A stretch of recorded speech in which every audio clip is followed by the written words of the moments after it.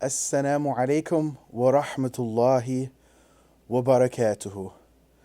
My name is Hamza, aka Hamza the Historian, Hamza al-Mu'arrikh, and I am here to bring you another chapter on the Orientalism series. Today I'm going to talk about Orientalism and Islamic law, and I'm joined by my two kids here, Abdullah and Selma, and I'm going to talk about the different approaches that Orientalists have taken towards Islamic law and various approaches that decolonizing, or you might say Neo-Orientalist scholars are taking, as well as people who are kind of pushing back at many of the old-style Orientalists.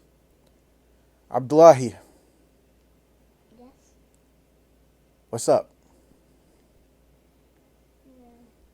What's your favorite part about Islamic history? About learning the alphabet? You like learning the Arabic alphabet? Yeah. Alif, Ba, Ta? Yeah. Can you tell me some more? Alif, ba, ta, ta, jim, ha. They'll lay around the same shot. All right. I got the best. That's okay. We'll practice some more. And Selma, you got anything to say? No? Okay.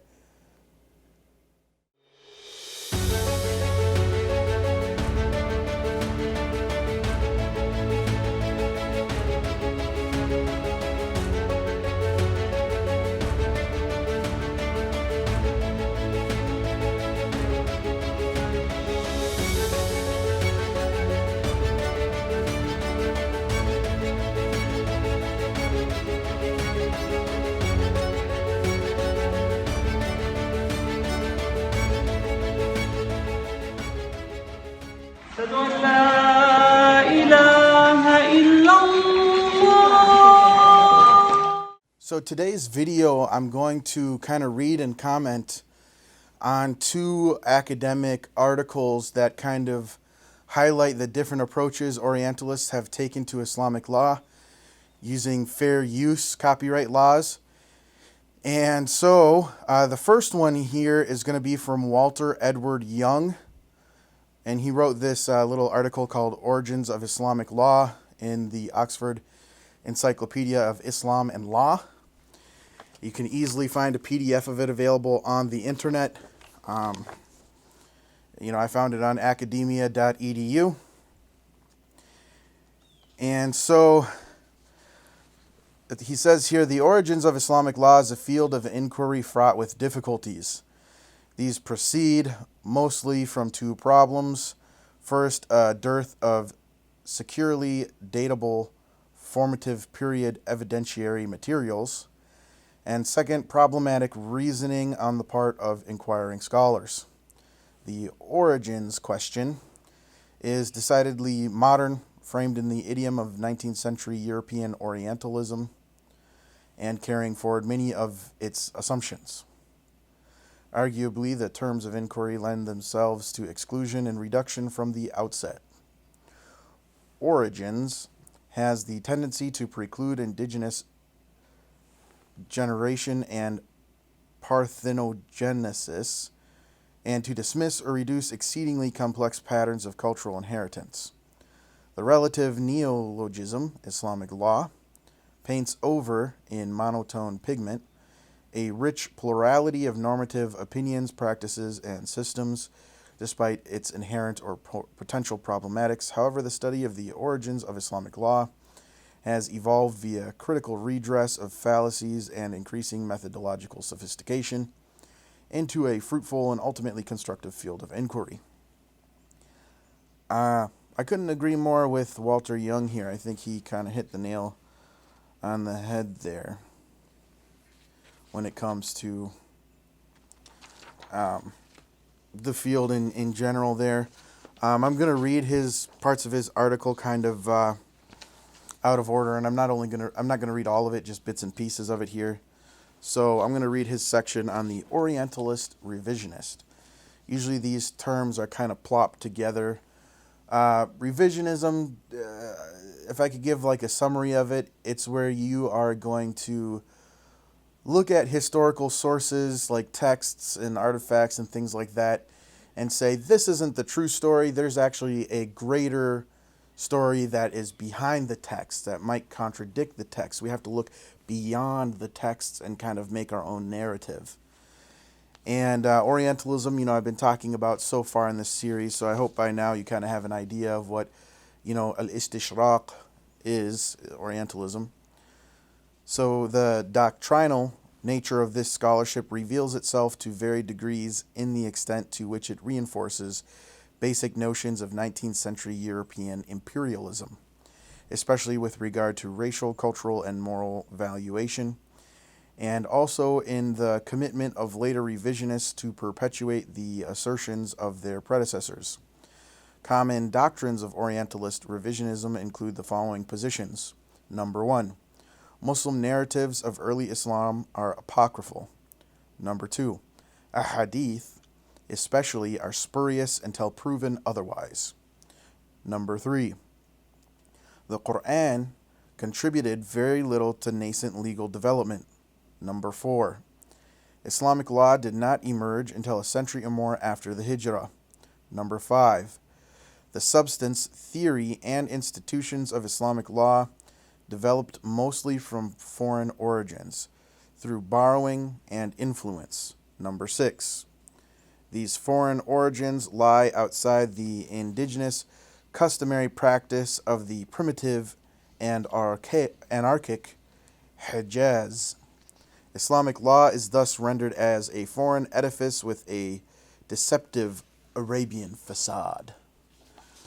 The first 4 tenets above open the way to foreign origins. God's directives, the Prophet's sunnah, and the jurisprudence of the imams, companions, and successors are precluded as origins per se. At best, they are themselves historically authentic derivatives from foreign sources. At worst, they are ahistorical, apocryphal marginalia employed by jurists to Islamicize an essentially foreign law. Attempts to identify the foreign sources of Islamic law are at the heart of Orientalist revisionist discourse. The often monolithically presented Roman law and Jewish law receive the lion's share of attributions, though various elements are sometimes traced to more specific traditions within Hellenic, Semitic, and Iranian, that being Sassanid, legal cultures. And so the standard bearer, you might say, for this kind of Orientalist revisionist approach to Islamic law originally was Ignaz Goldziher with his Muhammadan Studien. And there was this German scholar. He was the doctoral student of Gotthelf Bergstreise, and his name was Joseph Schacht. So he has his famous book, The Origins of Muhammadan Jurisprudence. He came to Britain, and he was a professor in Britain, and as far as I understand, worked with the British government for a while. Then he came to America, joining Columbia University in New York City. And from what I understand, this was published while he was a professor in America. This is the original 1950 edition here. And this is a collector's item for me. Joseph Schacht, he was paradigmatic, especially in the United States when it came to Islamic law, but I would say across the whole entire Western academy, the whole Western academia, if you will. That book was kind of probably the most in-depth monograph ever published in the West on Islamic law specifically. And so going back to the article here by Walter Young, he has a section here. It says Schacht's General Narrative. The scholarship of Joseph Schacht, who died in 1969, both extends revisionist doctrine, especially that of Ignaz Goldziher, who died in 1921, and exerts tremendous influence as doctrine in its own right. His general origins narrative might be abstracted as follows. In the early Islamic legal milieu, foreign practices, foreign in quotation marks, concepts, positive norms, and legal theory from Babylonian, Classical Roman, Byzantine, Sassanid, Talmudic, and canon law of Christianity sources were conveyed through trade, contacts, markets, educated non-Arab converts, conservative Aramaic communities, and the like. Quranic directives were negligible and Sunniac directives absent, straight through to the late Umayyad times. Administrative systems of conquered territories continued much as they had before Islamic rule. Islamic law as such did not exist. It was the minimally Islamic popular and administrative practice of Umayyad qadis, judges, which provided raw material for nascent Islamic jurisprudence. And this late project was born in Hellenistic and Talmudic Iraq, not the Hijaz, and not before the start of the 2nd century after Hijrah. At this point, pious specialists began to Islamize the law in earnest. Quranic norms were now seriously considered, and scholarly circles, the ancient schools, formed at various regional centers. These perpetuated local living traditions and, consequent to regional polemic, repackaged them as the sunan of resident successors and companions. An oppositional traditionist movement, called Ahlul al-Hadith, repackaged them as they simultaneously gained momentum, promoting the epistemic superiority of prophetic ahadith over ancient school sources and methods. Like you had the Kufan school, you had the Medinan school, you had the Assyrian school with Al-Azami. That's how Schacht kind of puts this all together. An Egyptian school with Imam Layth and so on.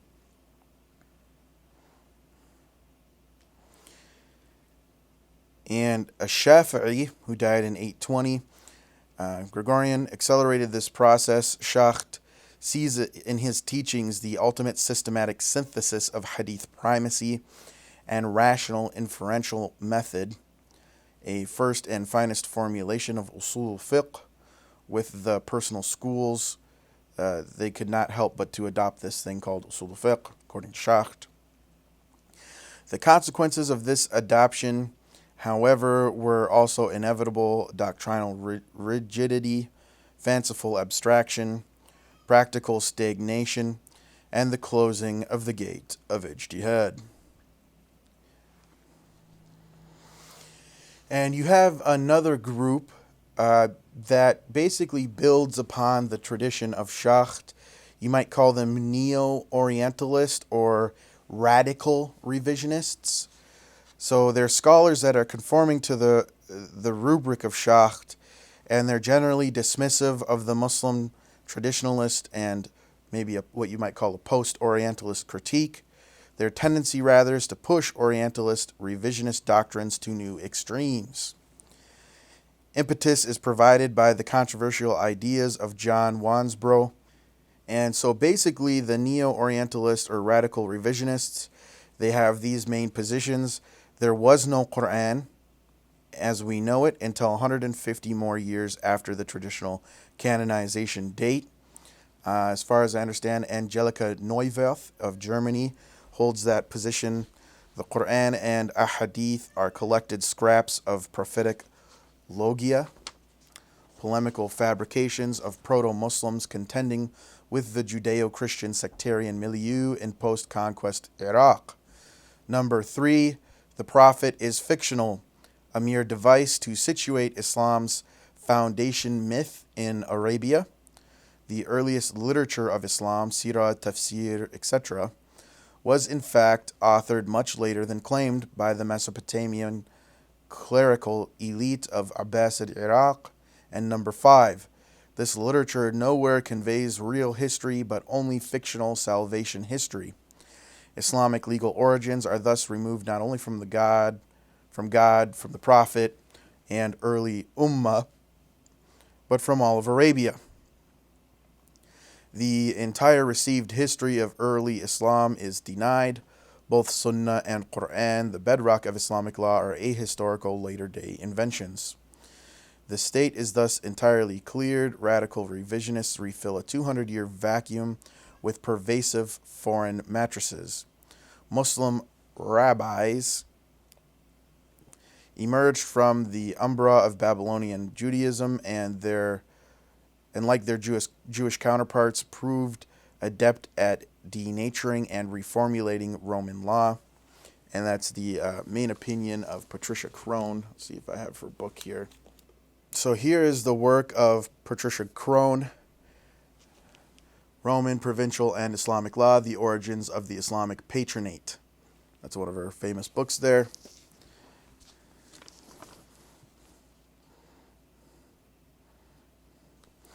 So the original substance of Islamic law, layered over a Jewish conceptual core,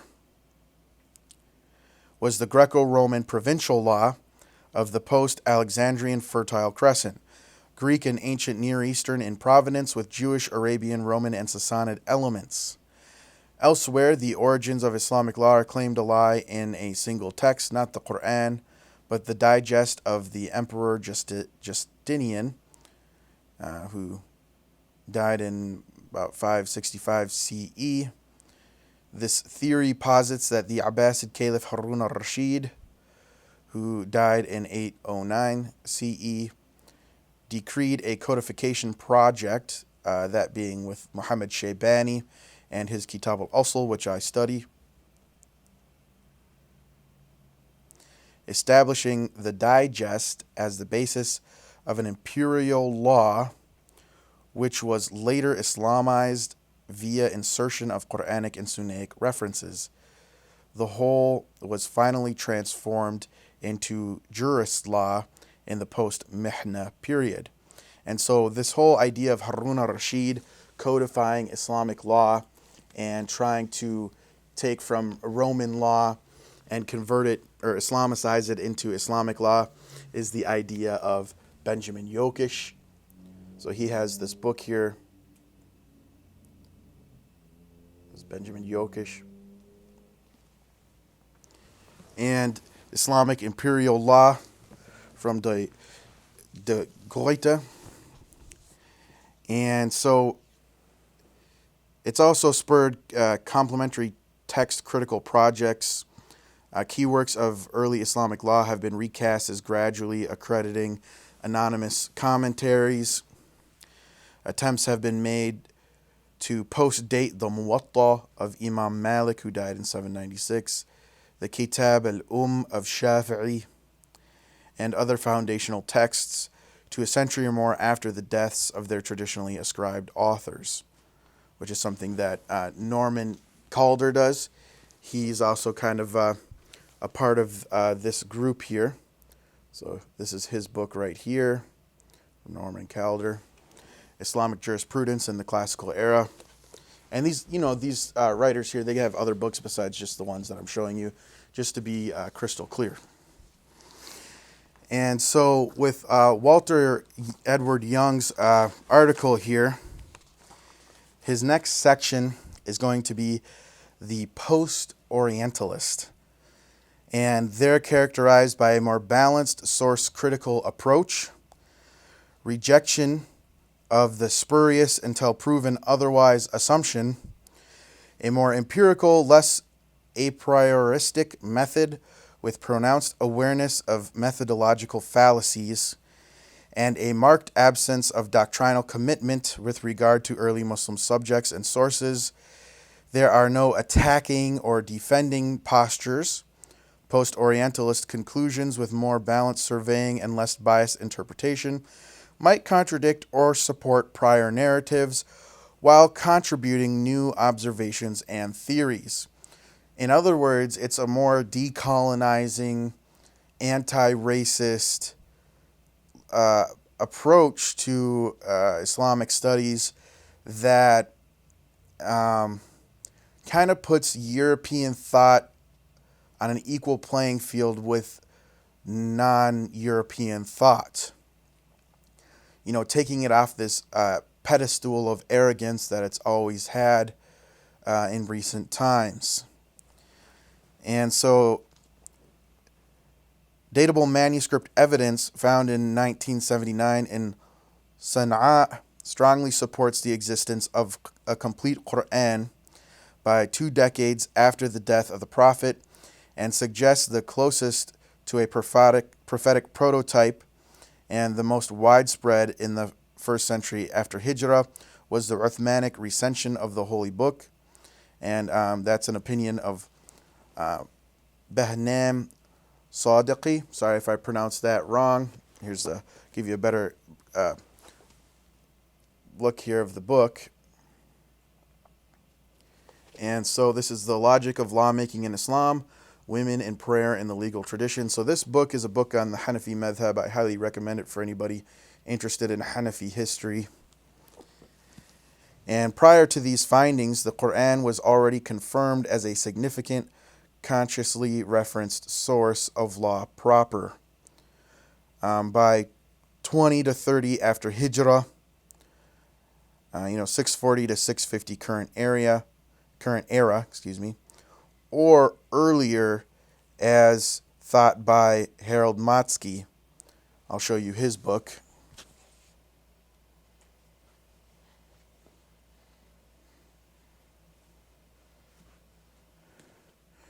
So I hope you can see that well there. That's analyzing Muslim traditions, studies in legal, exegetical, and maghazi hadith by Harold Motzky with Nicolette Broekhoff van der Voort and Sean Anthony. I've had the pleasure to meet Sean Anthony. He's a nice guy.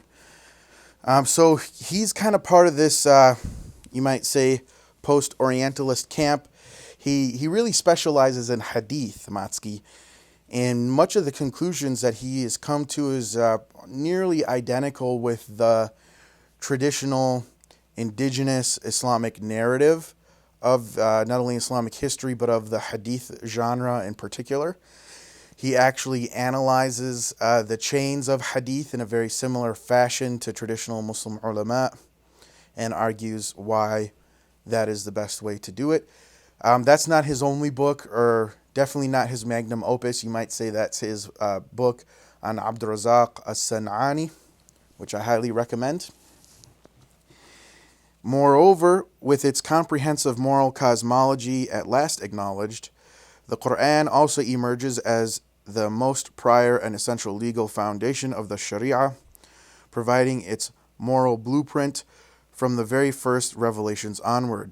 Having assumed and back-projected a sharp division between morality and law, modern scholarship has hitherto failed to perceive this true genesis. And that's an idea from Wael Hallaq. And Wael Hallaq, he is very famous in the world of Islamic law in the Western Academy. History of Islamic Legal Theories is probably one of his more famous books. It's a book on the history of Islamic epistemology, or usul al-fiqh. This book is widely used as a textbook for any introductory class on Islamic law. It's just Sharia, theory, practice, transformations. These books are quite important, in my opinion, to the study of Islamic law. Wael Hallaq, he does a lot to fight this kind of older revisionist Orientalist type ideas in a very decolonizing way. He is a Christian Arab, and I feel like, Edward Said was also a Christian Arab.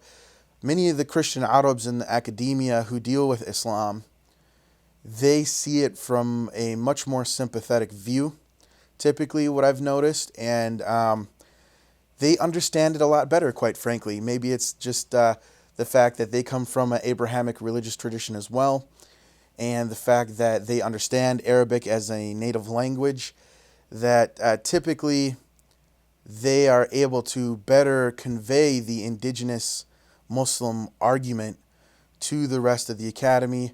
And quite frankly, I feel that the academy takes them more seriously because they're not Muslim and they're therefore objective, which is pretty biased and racist, straight up Islamophobic. in my opinion, because any Muslim who does scholarship on Islam is automatically biased. A lot of times is the attitude that is given, unfortunately, in the academy. And I said it, call me controversial, but that's been the experience of many people I've talked to, as well as my own. Likewise, the prophetic sunnah has also been proven to be an early epistemic feature of the Islamic tradition. Textual ahadith existed several decades previous to what Schacht assumed, and they were not suddenly fabricated en masse as Orientalist and revisionist scholars claimed. Most early fiqh may yet to be the product of ra'i and traceable citations, not back projections, of companions and successors far more common, but the takeover of prophetic ahadith began earlier and proceeded far more gradually. That's Matsky's opinion. Mecca and Medina had just as many narrators of hadith as Kufa and Basra, which is what Hallaq has demonstrated. Moreover, and contrary to Iraq-centric revisionist claims, these Hijaz centers boasted systematic corpora of legal doctrine every bit as sophisticated as those in southern Iraq, which Matsky showed, and others.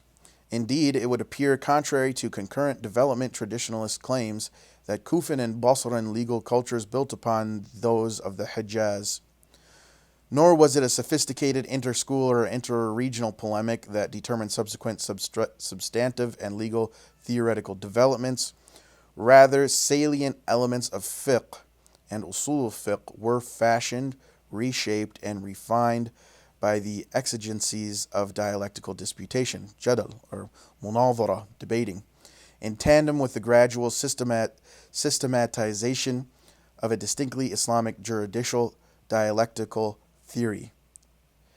And so that's a really important point to me. Another scholar I would throw into this camp who also iterates that point is Stephen Judd, and this is his book on Awza'i, Abdurrahman bin Amr al-Awza'i, makers of the Muslim World series, which I highly recommend this series. And so he also has a book, or not a book, but rather an article called the Umayyad Madhab. And he basically demonstrates that Abdurrahman Amr al-Awza'i and Sufyan al-Thawri, who were late Umayyad scholars and lived during the Abbasid Revolution and lived in the early Abbasid period, that they agreed on nearly every juridical opinion that remains from them today that we know about. They agree almost all the time, and they shared a large number of common students, even though Awza'i was in Syria and Thawri was in Kufa. And this also totally blasts the regional picture that Schacht tries to paint for us out of the water, out of the window, or whatever you want to call it. Destroys it, because he shows that Sufyan al-Thawri and Abdurrahman Awza'i, they had shared students, but they lived in different places. One lived in Kufa, one lived in Syria, Asham. And so those students traveled. Also, it's well known that many students of Abu Hanifa and students of his students, like students of Shaybani, students of Abu Yusuf, Dhufr, Lu'lu, and these different people were from Khurasan. So they traveled from Khurasan and Transoxania all the way to Kufa. You had people travel from Iraq all the way to Egypt. You had people like Imam Shafi'i, who was born in Gaza. He lived in Mecca, lived in Medina, went to Kufa, and he also went to Iraq, or Egypt. And so this was a very transient culture where people studied in many different regions. And so this whole kind of regional school thing that Schacht tries to propose has largely recently kind of been blown out of the water by this school of thought. And so here Edward Walter Young has a section on Hallaq's general narrative, Wael Hallaq. As a pioneer of critical theory in the field, Wael Hallaq's numerous narratives and theories provide much of the vanguard for post-Orientalist legal historical scholarship. A condensed general origins narrative extracted mostly from his Origins and Evolution of Islamic Law, 2005, might appear as follows. The pre-Islamic Hijaz participated fully in the Near Eastern cultural continuum. Its laws and customs were sophisticated, and its normative concepts of sunnah, the emulation-worthy conduct of past exemplars, provided an integral conservative dynamic. The Quran forged a moral legal foundation from its first utterance, and further revealed a significant amount of substantive law into the Medinan Ummah. Along with new directives, non-conflicting Hijazi and Near Eastern legal traditions continued in practice. The Prophet's era was a period of both normative continuity and change. From the start of the early caliphate, the seerah of the Prophet and his sunnah, though but one among many sunan, were normative, and the ethic and substance of Quran and Sunnah were brought to bear upon pre-Islamic custom. Soon, distinctly Islamic traditions flourished at various centers, each with its mosques, Quran teachers, and study circles, halaqat. By 700 current era, a scholarly Islamic elite had emerged, drawing from the Quran, Sunnah, and considered opinion, ra'i, to answer normative concerns in the administrative domain. The old tribal arbiter, hakam, evolved into the proto-qadi, transmitting seerah, sunan, and prophetic ahadith, while caliphs, issuing legislation by decree, operated largely within the bounds of the Quran and Sunan. The years roughly between 700 and 740 CE saw the rise of legal specialists and other juristic halaqat. Quranic law and Sunnaic practice were significantly elaborated. Epistemic and moral excellence became the standard of judicial authority, and continuing throughout the 2nd century after Hijrah, heated disputation spurred critical transformations in Sunnah and Ra'i. Great quantities of ahadith were collected from regionally scattered sources or fabricated, and post-prophetic Sunan and Ra'i were back projected to the Prophet as natural extensions of his conduct. Written ahadith competed with and eventually overwhelmed Sunnaic practice in both Hijaz and Iraq, and that means like Amal. And the once broad notion of Ra'i became more narrowly categorized. Personal madhahib became common, with debate-refined methods and distinctive corpora of fiqh, but lacking a strict notion of school loyalty, with a Shafi'i who asserted ahadith as the only valid expression of prophetic sunnah and qiyas or ijtihad as the only valid practice of ra'i. There were yet no revolutionary paradigm shifts. He was not the master architect of usul fiqh. Legal theoretical developments proceeded at their own pace. Rationalist versus traditionalist, so Ahlul Ra'i versus Ahlul Hadith, trends evolved and competition between them intensified. In the administrative domain, Mawalim courts appeared, and by the close of the 2nd century after Hijrah, the judiciary acquired all its familiar functionaries and procedures. 3rd century after Hijrah witnessed Ibn Hanbal's successful opposition to a rationalist mihna, so that Ibn Hanbal died in 855 Gregorian, numerous conversions to the traditionalist camp, and the compilation of 6 canonical hadith collections. In tandem, rationalist methods were systematically reformulated. Eventually, jurists who were deemed by their cohort to be either too liberal, departing too readily from scriptural sources, or too strict, adhering too rigidly to them, could no longer succeed in disputation, the munadhara. Centrist positions, blending principles and methods from both camps, began to hold sway. In this way, by the end of the century, a systematic Sunni usul fiqh was born. It was a culmination of the great rationalist-traditionalist synthesis heralded by the teachings of Ibn Surayj who died in 1918, and his students. Shadowing this process all along was the emergence of doctrinal madhahib with distinct ijtihadic toolboxes, cumulative substantive rulings layered over an eponym jurist's core, and increasing expectations of school loyalty. So that's basically like Wael Hallaq's thought in a nutshell. For me, I would say that it's revisionist and Orientalist to say that usul fiqh didn't really kind of come together until the 3rd century after Hijrah, or end of 3rd century after Hijrah. I think that is still a vestige of Orientalism and revisionism. He's not really looking at the textual sources and taking indigenous epistemology seriously, in my opinion there, with all due respect. I love Wael Hallaq. I respect everyone that I've mentioned here. I respect their scholarship, especially Wael Hallaq. I respect him a lot. But I think this is a very problematic point. And I've corresponded with Professor Devin Stewart about this as well. And we both think that usul fiqh, the genre, started much earlier than Wael Hallaq claims, much earlier than many academics claim. In the Fihrist of Ibn Nadim, there's a work on usul fiqh attributed to Muhammad bin al-Hasan al-Shaybani, student of Abu Hanifa. And,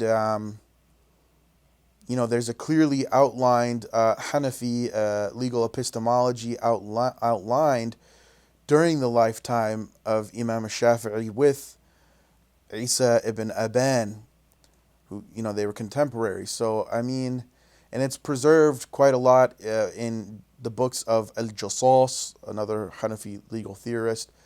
So, this is something that, even when you look at Shaybani's Kitab al-Asl, there's a lot of, usul al-fiqh in it, hence Kitab al-Asl.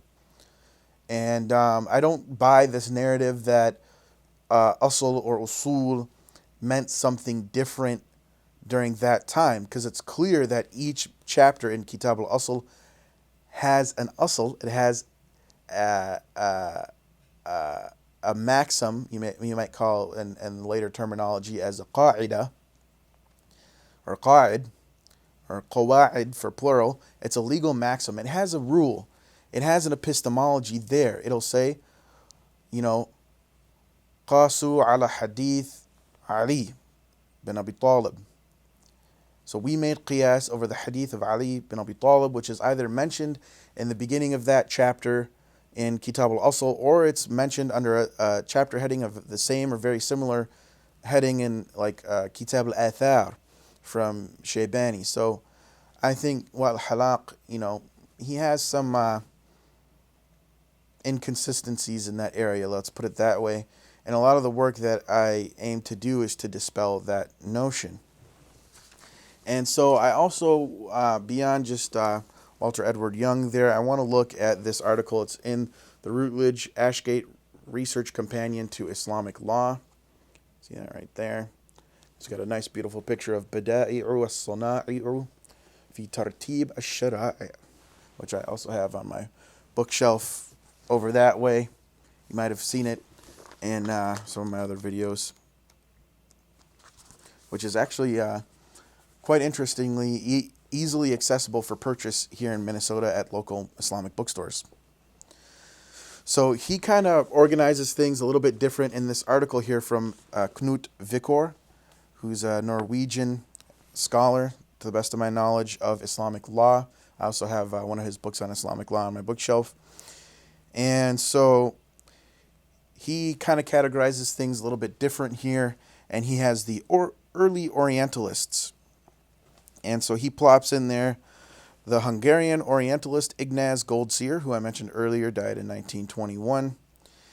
And according to Goldziher, the first Umayyad caliphs, little concerned with religious edicts, had initially issued judgments on the basis of pre-Islamic custom, sunnah, but this soon showed itself to be inadequate for the demands that ruling the new provinces required of the caliphs, nor were the few specific rules in the Quran and legal decisions issued by the first few caliphs and the Prophet's companions sufficient.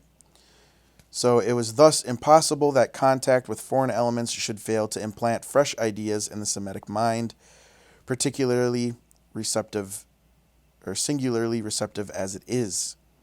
So that was Goldziher's opinion. And he thought that Islam molded these elements as far as possible into harmony with its own religious sentiment. If he means that they subsumed maybe some foreign elements under an Islamic epistemology, I think nobody would deny that. While the religion had been influenced by Greek philosophy, Goldziher asserted that it was Rome's heritage that influenced the law. So you can see that everyone after Goldziher is still building on this same notion. Goldziher's book, Muhammadan Jurisprudence, Schacht follows it, Calder seems to follow it, Crone seems to follow it, Jokic seems to follow it. So you can see how some people are kind of very stuck with blinders in their methodological framework, and they're not really that open to other approaches, or they don't really argue for their framework that much. They're just kind of building on some past tradition. And in that way, it's very much like religion.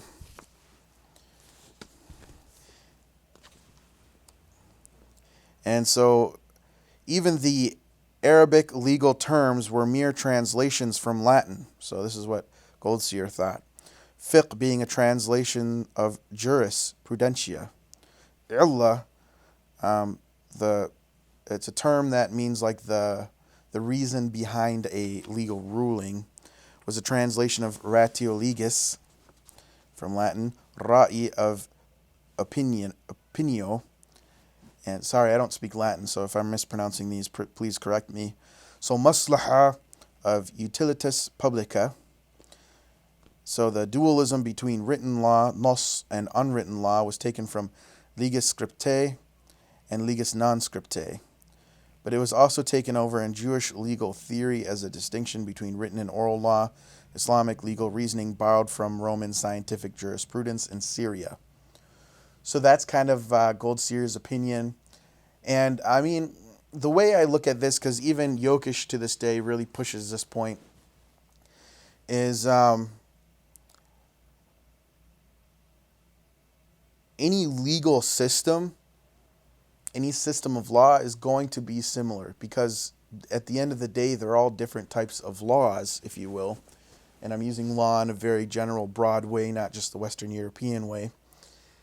And they all are going to use kind of rudimentary forms of, you might say, analogy or illah, ratio legis, or these various things you're going to find discussed. They might not all use it. They might reject certain things or debate about them, but they're usually all going to talk about these things, even if it's, ancient Chinese law or Mesopotamian law, from like Babylonia or something like that in cuneiform. These terms are common, so you're going to kind of find them in various legal traditions. There's a form of qiyas or legal analogy found in Talmudic law. All of these things are well known, and what Jokic demonstrates to me in his work, Islamic Imperial Law, is that during the same time, Christianity, Judaism, and Islamic law went through the same developments in Islamic law. Same with the secular Roman law. So I mean, to say that one borrowed from another when they're all relatively happening at the same time is it's not convincing to me, simply put. And so to say that one took from the other is very difficult, in my opinion. And so basically, another thing that Goldziher argues is that the Abbasid dynasty was the Sassanid spirit in Islamic garb. So the Umayyads represented the Byzantine Empire. They took a lot from Byzantine law.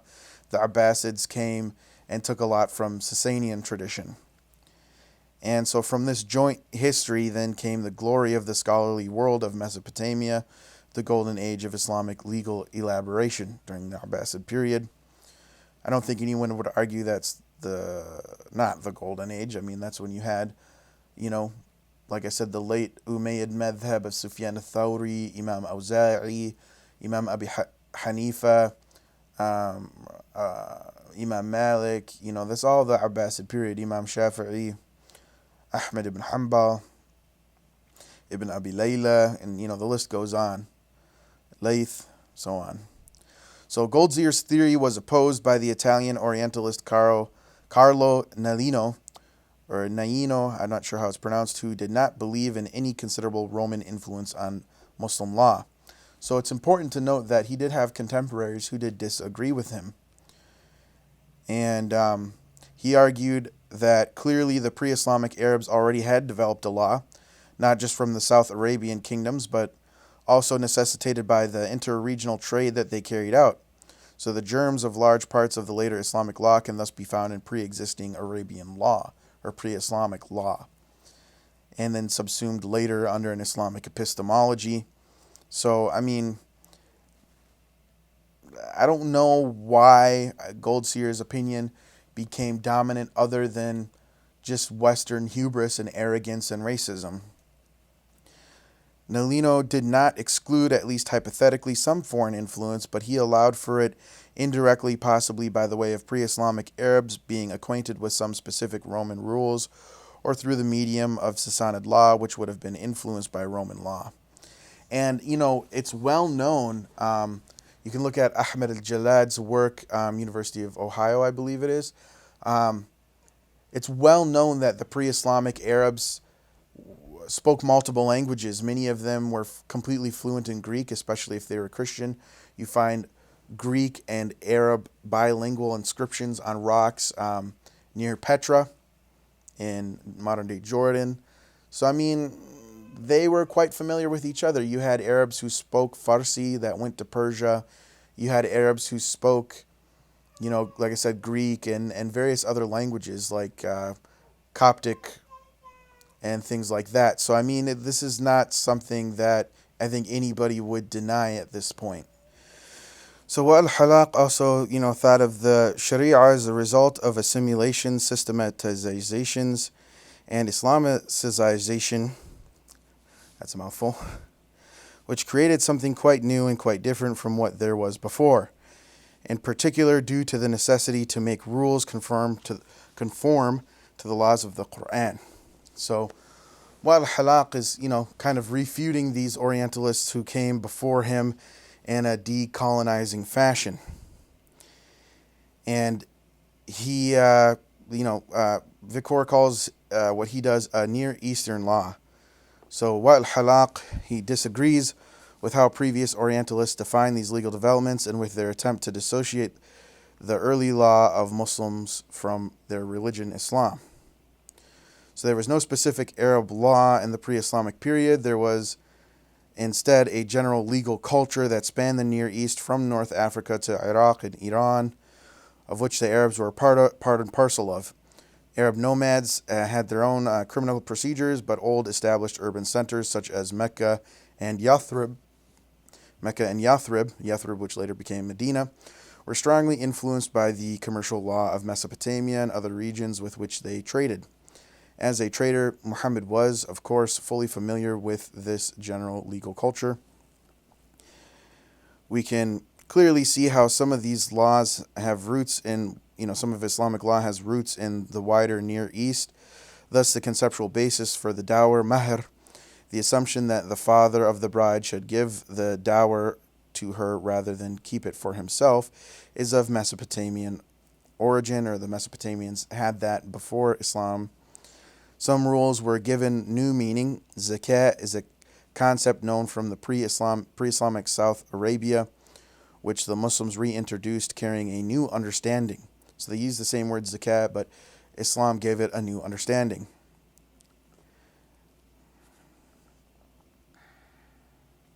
Much of this Near Eastern, and that also means Arab law, has survived into the classical Sharia.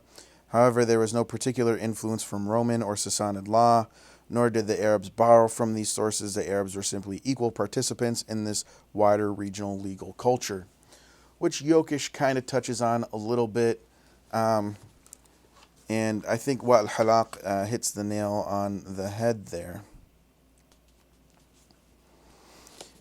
And Harold Motzky has raised perhaps the most methodical opposition to Schacht's historization of the early law, although he also does not accept the traditional presentation of law unfolding immediately from prophetic precedents. The truth is in the middle, he says, according to Motzky. Schacht post-dated the actual events by about 50 to 75 years. Motzky offers the following timeline. The discussion of proper behavior for Muslims was begun by some of the Prophet's companions already. The most prominent of these and earliest figure of Islamic law was Abdullah ibn Abbas, who was close to the fourth Caliph Ali. So it's well known the Hanafis transmit a lot from Ibn Abbas and Ali. When Muawiyah established the Umayyad Caliphate in 661, Ibn Abbas was estranged from the political leadership, but he continued to teach in Mecca, and his students such as Ata bin Abi Rabah, who died in 734 Gregorian, carried on his work. Their views may have constituted a common doctrine in Schacht's terms, but if so, it originated in Mecca, not Iraq. These early scholars formulated their views based on the Quran and on the opinions of the Prophet and the companions. They did relate the views of the Prophet in spite of Schacht's assumptions, but their conclusions were pure ra'i, that is, based on their own authority or legal methodology. Their main concern were issues within the sphere of private law, which shows little or no influence from Umayyad administrative practice. Umayyad influence may be more marked on public law, but, what you call the mu'amalat. But Motzky disagrees with Schacht's view that the ancient schools were primarily based on the Umayyad rulers' practices. And, he's looking at Meccan and Medinan jurisprudence here, mostly Meccan. The influence was probably of greater consequence in the opposite direction, Motzky asserts, so that the law came from these legal specialists and influenced the caliphs instead, so bottom up. Since he emphasizes the importance of Meccan and scholarly Islamic dominance over the development of the law, Motzky also does not appear, or at least discuss, any significant Roman or other foreign influence on Islamic law. Schacht's proposal that the walid lil-firash rule is of Roman origin is pure speculation, according to Motzky. So he based it on the dubious assertion that the rule is inconsistent with Quranic logic. On the contrary, it is perfectly suited to the Quran's main concern for clarity regarding custody of paternity issues. Motzky allows that the rule might stem from pre-Islamic practices, which could at least lead to the suggestion of a shared Jewish or Near Eastern Roman norms if the pre-Islamic customs were at all similar.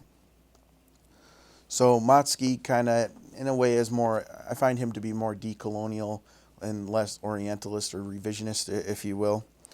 And, it seems like as time progresses, we start to see that a lot of these Western historians, or you might say post-Orientalists, are coming to closer and closer conclusions to the traditional Islamic narrative.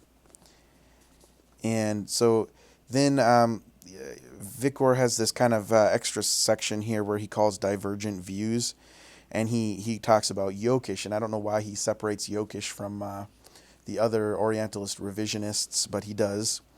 Finally, a recent work by another German author, Benjamin Yokish, takes a dramatically different and controversial view of the genesis of Islamic law than the other authors mentioned here. I don't think he does. He matches up with Goldziher, Schacht, and Patricia Crone. And he considers the development of classical law primarily to be the result of an independent class of religious and legal scholars. Yokish argues that it was the result of basically a secular imperial law produced on the drawing board by a couple of state jurists in Baghdad, more precisely by a commission set up by the early Abbasid Caliph Harun al-Rashid, composed of Muslim, Christian, and Jewish scholars. The dominant figure of this group was Muhammad bin al-Hasan al-Shaybani, generally known as one of the leading figures of early Hanafi school, but to Yokish is the founder of Islamic imperial law code.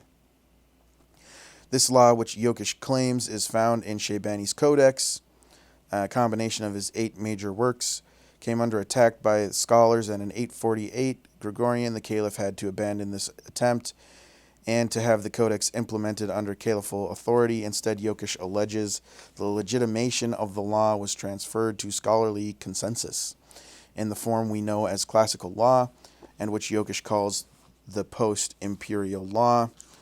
The classical law took over most of the content of the imperial law, and what was known as Islamic law was in fact a modified continuation of Harun's and Shaybani's imperial law. Muslim legal history before the Abbasids is of no concern to Yokesh, who says that it was then heterogeneous. To Yokesh, the origins of Islamic law do not lie there, but in the sources of imperial scholars used for their effort, which were primarily in Byzantine Greek. Thus, much of the theory and rules of Islamic law is a continuation of Byzantine law.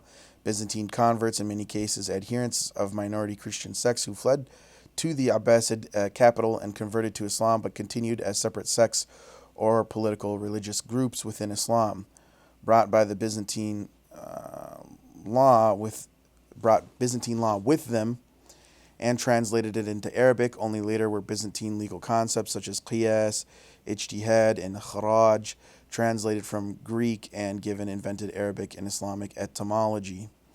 That falls in line a lot with what, like I said, Crone and Schacht and Goldziher say before.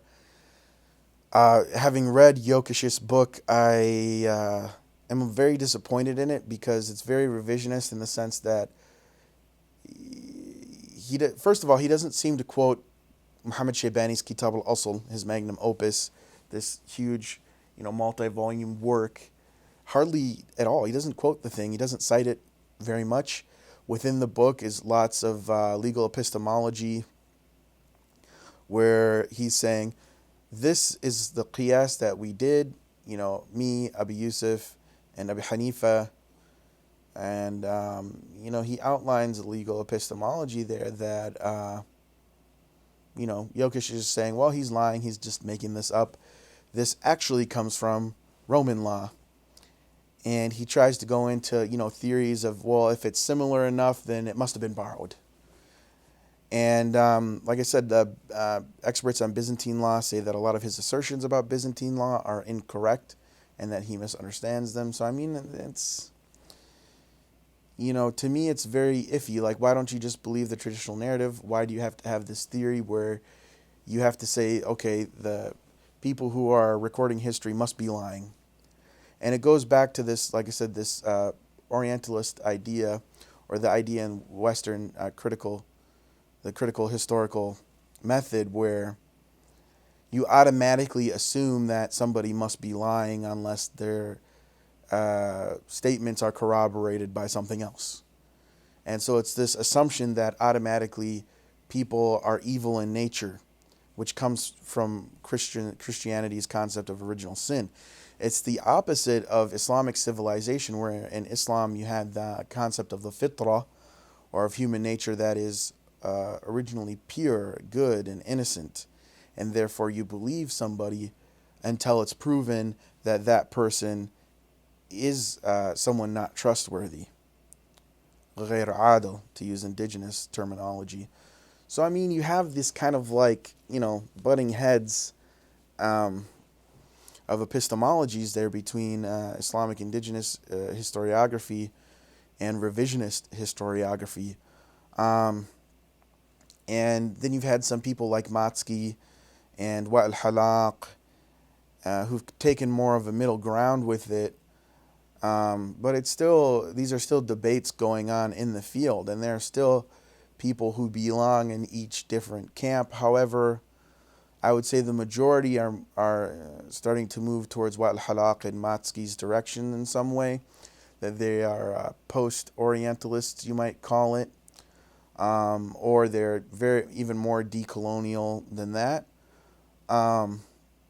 Like, for me, when I look at Muhammad Mustafa Al-Azami, I look at him as just a decolonial historian who is giving an indigenous perspective on his own history. And just because he's doing that from an indigenous epistemology doesn't mean that you have to automatically dismiss it or not take it seriously. But even according to many Western standards, he's being extremely critical and citing sources meticulously, proving where Schacht fabricated citations or his conclusions from these citations are fallacious at best, or, you know, erroneous, whatever you want to call it. Fallacious at worst, erroneous at best, is what I meant to say. So that, in a nutshell, is kind of the Western Academy's approach to the history of Islamic law. I know this was a longer video. I do hope that you liked it. And if you want more videos like this, you know, tell me in the comments below, or tell me about what other types of videos you want to see. Please subscribe, you know, hit that bell button there. You can get notifications every time I upload a video. If you really like my videos, like the video if you think this was a good one. Donate to my Patreon if you think that, you know, I'm making some good videos here that'll free up my time to keep making better videos with better production value, and of course all that type of thing. And check out, you know, my other videos. I have a series on Sufism in Islamic Spain, or what's known as the Mu'tabirun movement. They didn't call themselves as Sufis. It's more like a mystical movement, you might say, or spiritual movement. Because I feel like a lot of people don't know that much about intellectual history of Islamic Spain, so that's a real good series to get your foot in the water. This is also part of a greater Orientalism series, which I hope you check out those videos. And also I have a series on the history of the Hanafi madhab, which I hope you check out. Thanks again for watching. Ma'asalama.